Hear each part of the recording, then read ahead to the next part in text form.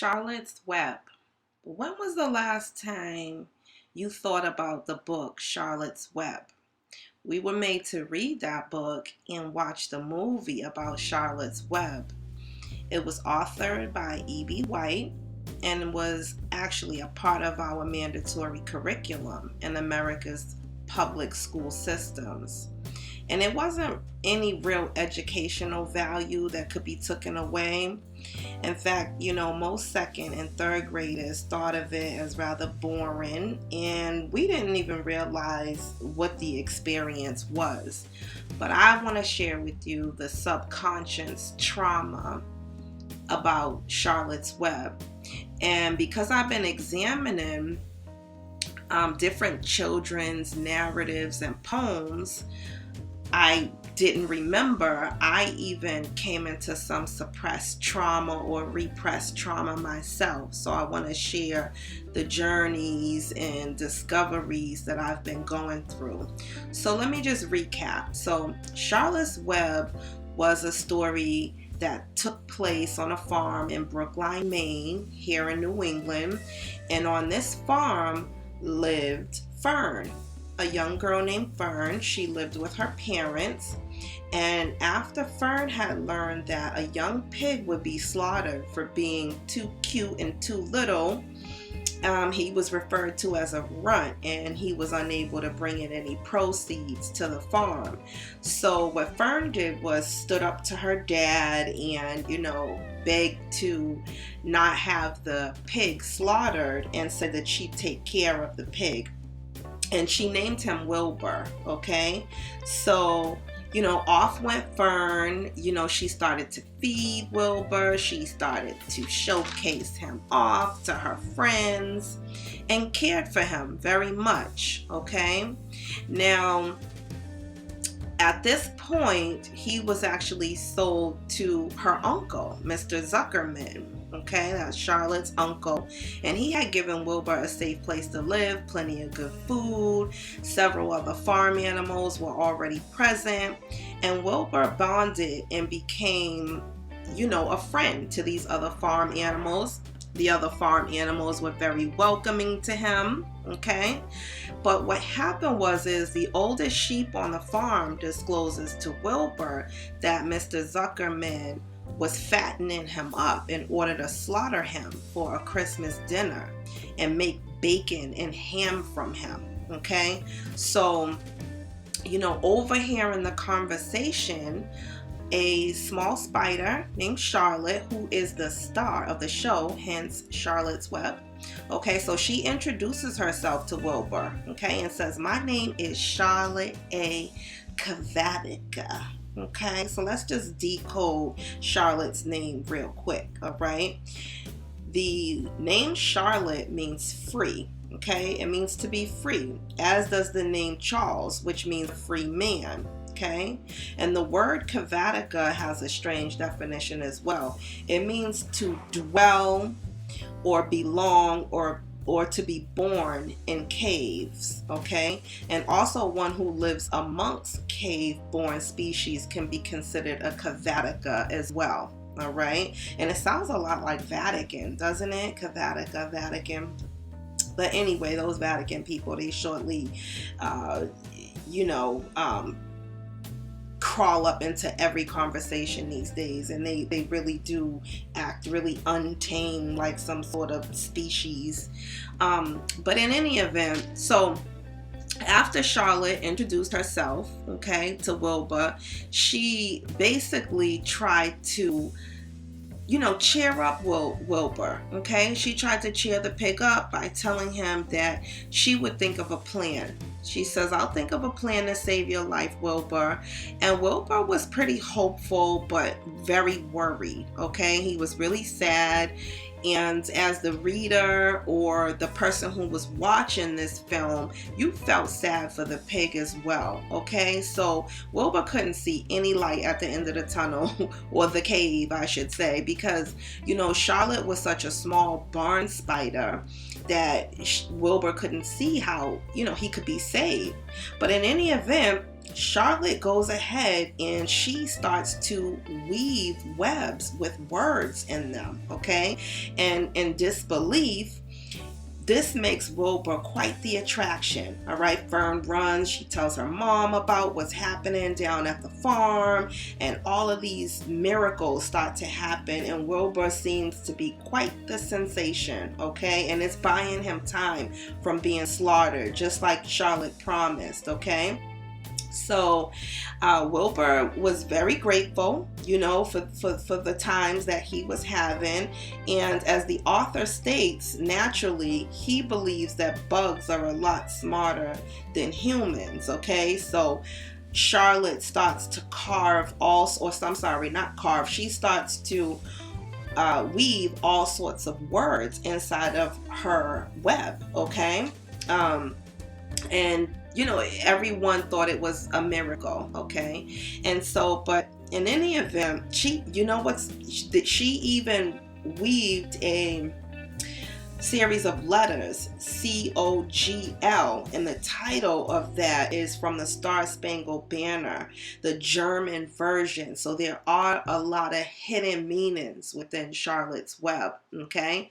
But, and as I said, E.B. White, the author, he does truly believe that the bugs and the spiders are a lot more important and a lot more smarter than human beings. So naturally, that was the actual takeaway from, the carving, or I'm sorry, why do I keep saying carving? From the weaving of the words within the web, okay? So now, unfortunately, after the last word, terrific, was spun into the web, it would be Charlotte's last words, okay? Charlotte ended up passing away, okay? But she ended up leaving behind her eggs. And as you will see as we go along, these authors are infatuated with creating orphans, okay? And the moral of the story is that, it's really disgusting because it promotes sacrifice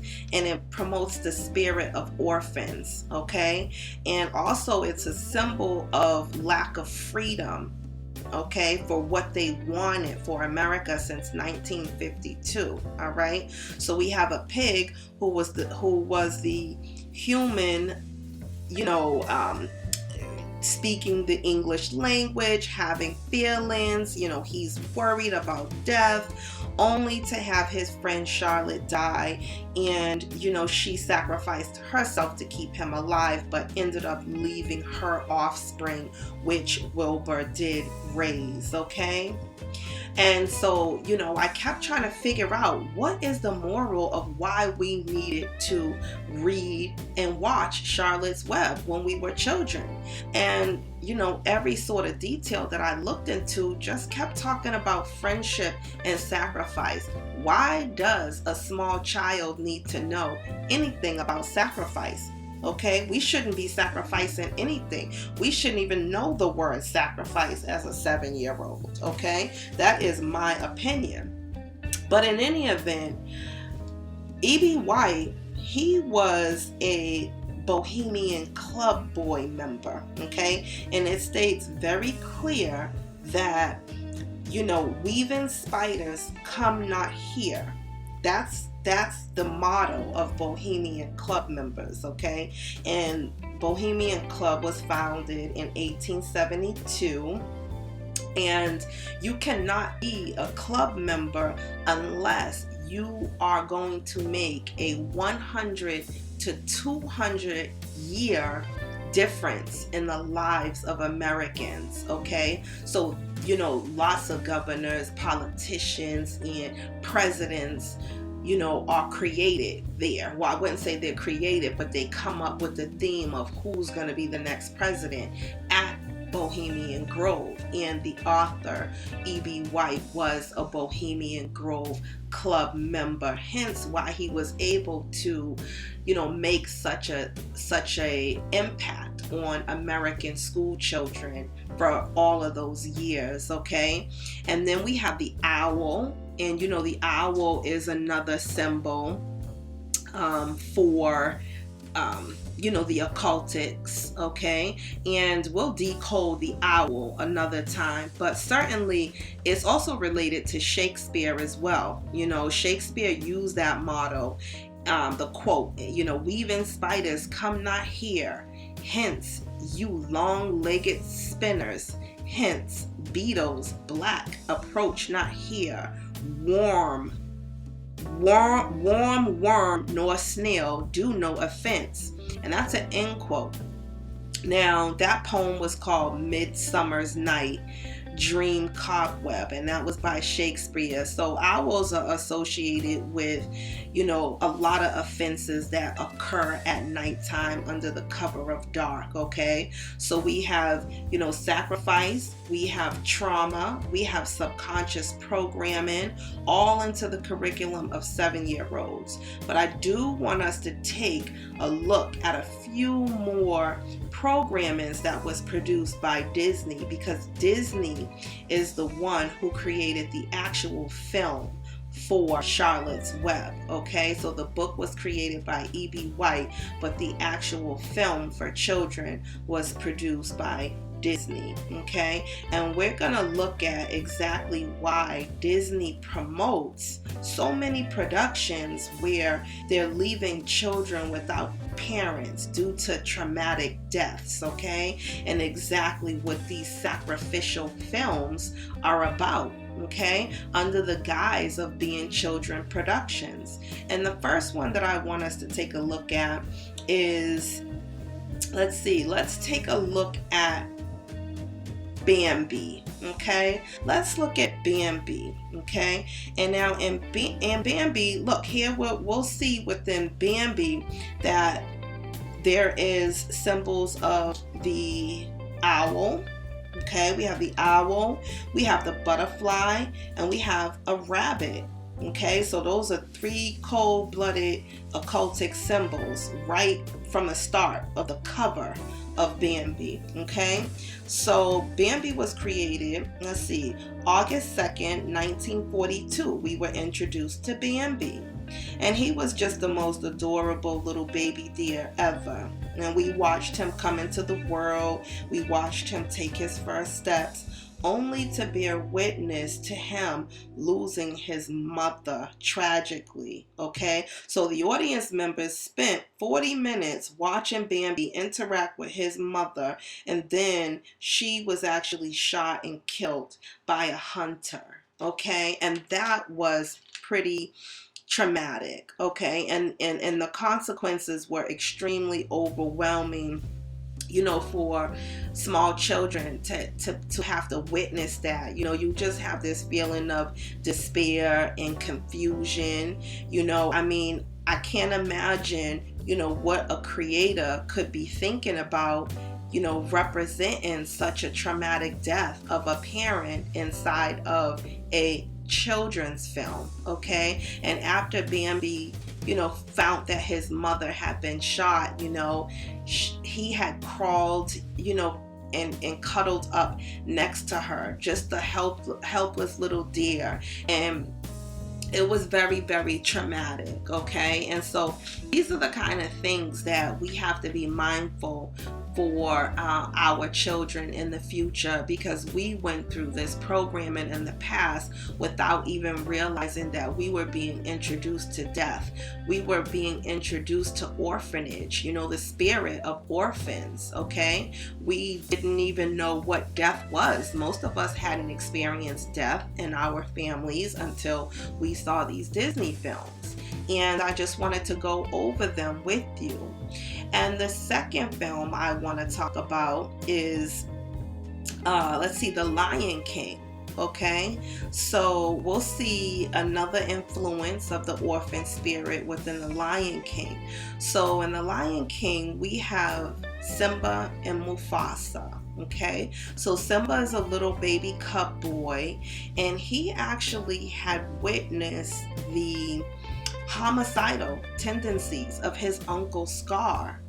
His uncle Scar was envious of his dad, and his dad was Mufasa. Okay, so we have Mufasa the dad, Simba the baby cub, and then the uncle Scar. Okay, so Mufasa was the king okay? And Scar didn't like that, so he murdered Mufasa, all right? And if it wasn't enough that Simba watched his father fall from the mountainside to his death, he's then gaslit by his uncle Scar, okay? And he's told that it's all his fault that his father is dead, okay? So now we have little Simba who's left devastated.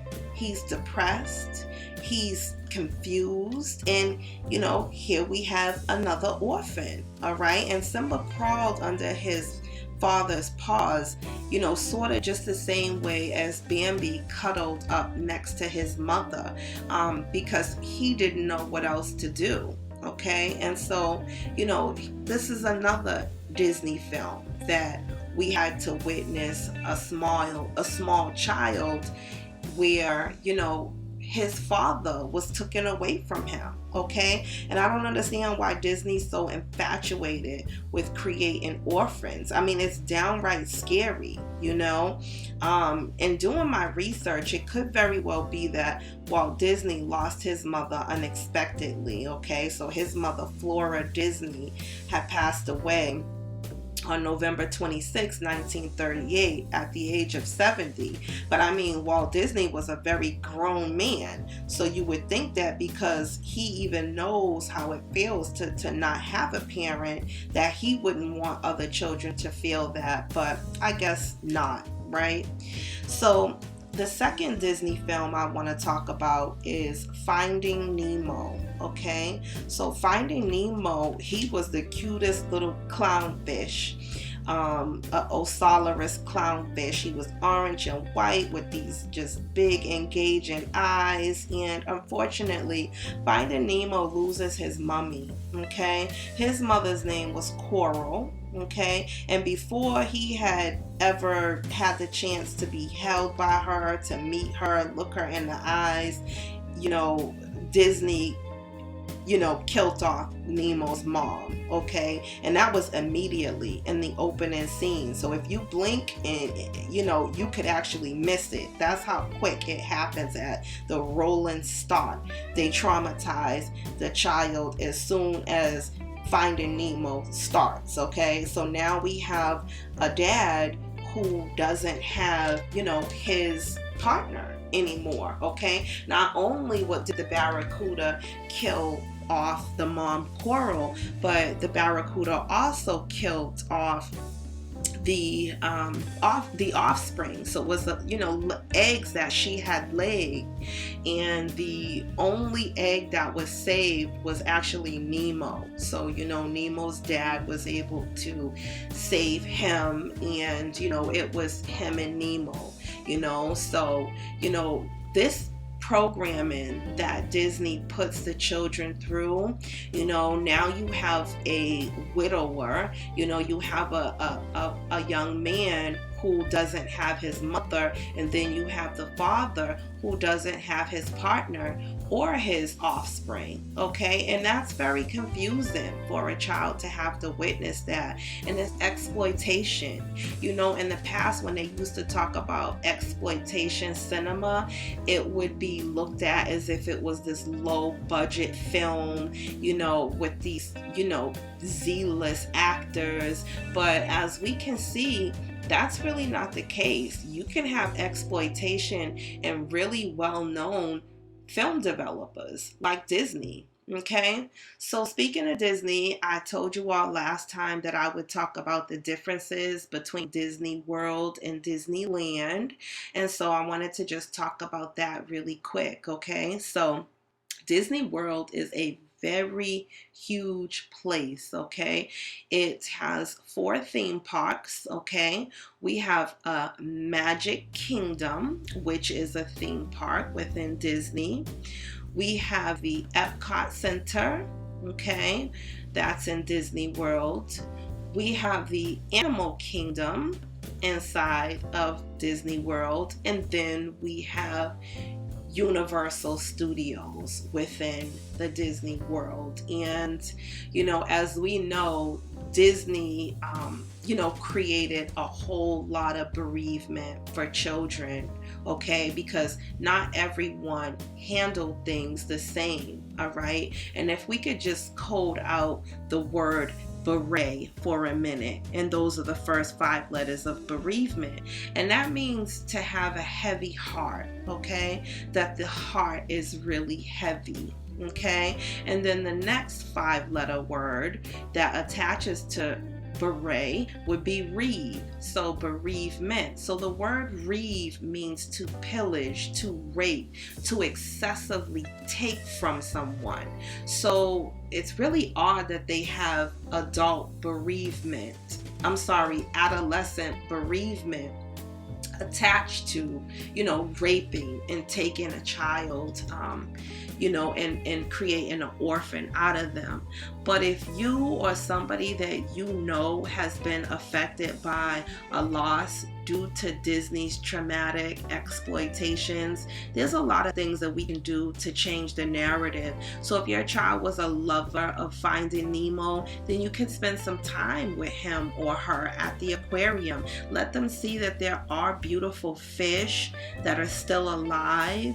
They can actually have the Finding Nemo fish tanks, the plastic versions, to where the fish will always be there, and you can introduce them to the death of fish at an appropriate time when you feel that they're, old enough to handle that. But for now, we want to try to repair the trauma that they may have experienced due to any Disney subconscious trauma that may be repressed, okay? And then in terms of the lions, okay, you could take them to the zoo, all right? If you have a local zoo, which most towns do, you can get yourself a zoo membership. And generally, zoos have themes and they have open hours pretty much all year long, okay? Unless you're in the part of the world where maybe it snows, that they may clean it out for that purpose. But for the most part, if you don't have a car, if your local zoo is a little bit too far, then you can bring the zoo home to them, okay? And you can create a model, okay? They have little model cities and model zoos, so you can bring in these things from outside, grass and dirt, and have them create their own zoo, okay? Put it in the corner of their room or in the middle of the room, the kitchen, the living room, wherever, okay? And then you can bring the zoo back to them. That way they'll be able to see that lion, every time they come home, unless of course, you're able to go to the zoo, and then hey, you can actually do both. It's up to you, right? And lastly, if your child was traumatized behind Bambi, then you could actually go to a petting farm, okay? And they actually have baby deer there that your child can get up close and personal with. So maybe just seeing the baby deer, being able to touch them and feed them can give them a sense of comfort and reassurance that, what they saw in Disney was just for pretend, and these are real deers and they're alive and they're cute and they want to be fed and pet, okay? So that's always an option as well, all right? And it's all about recognizing what has happened, okay, when we were children and what our children may be sitting down to see, because when I was younger, they would pop a VCR tape in inside the VCR player and then go and make dinner, okay? So we have to be mindful about what our children are seeing and what they're actually absorbing, because these things are not wholesome at all right? And if you can't go to a petting zoo or a petting farm, you can't go to a zoo, you can't go to the aquarium, you can bring all of these things into your home with wall murals and redesign their room, and all purpose it tailor-made for them. Some children like other animals over the other ones. You could actually favor those animals, whatever it is, cater to your child. So I wanted to re-examine, that Disney traumatic suppression of deaths within the Disney films, and also give you a few ways that you can actually promote life and turn any situation around that may be unwarranted by watching a Disney film that you thought was wholesome. Okay? So I'm going to see you in the next one. I love you. And if you love me, hit that like button, hit the subscribe button, and don't forget to click the notification bell. And I will see you in the next one. Love you. Bye.